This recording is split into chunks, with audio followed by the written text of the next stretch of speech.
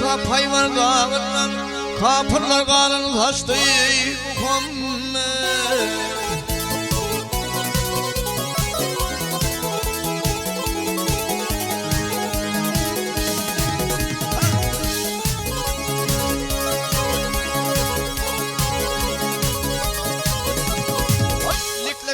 Van kemir şehrine cipa çekip dini açtı Muhammed.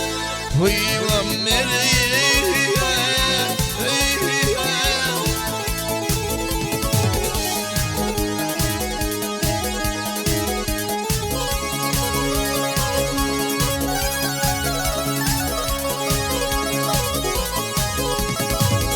aşıklar maş olupmuş kabinine tuğralar düşüp dağlar yanarlar.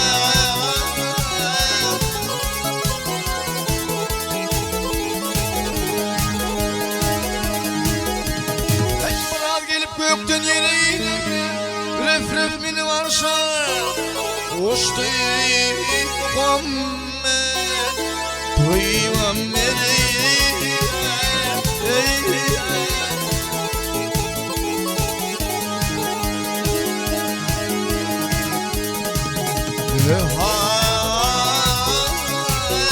hay Muhammed.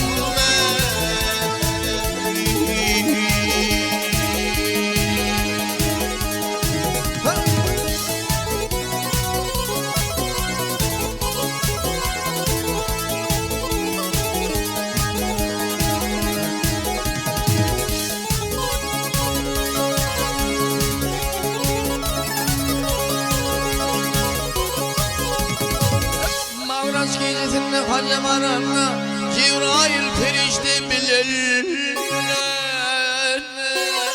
yölene.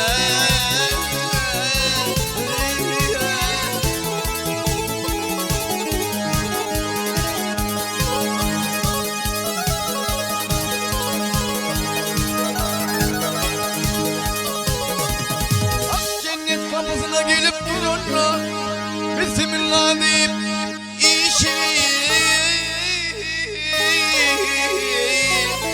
açtı Muhammed. Peygamber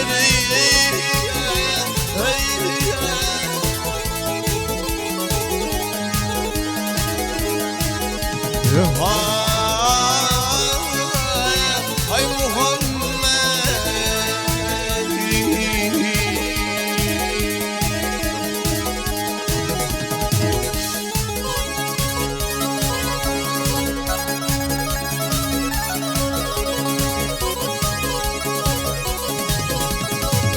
Mavçam oluyor dini bozulur Aklayım şeker yediler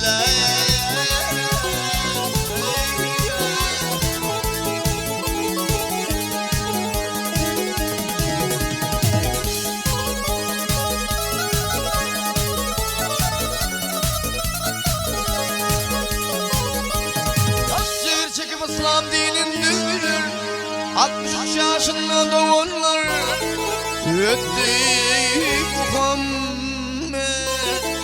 Peygamber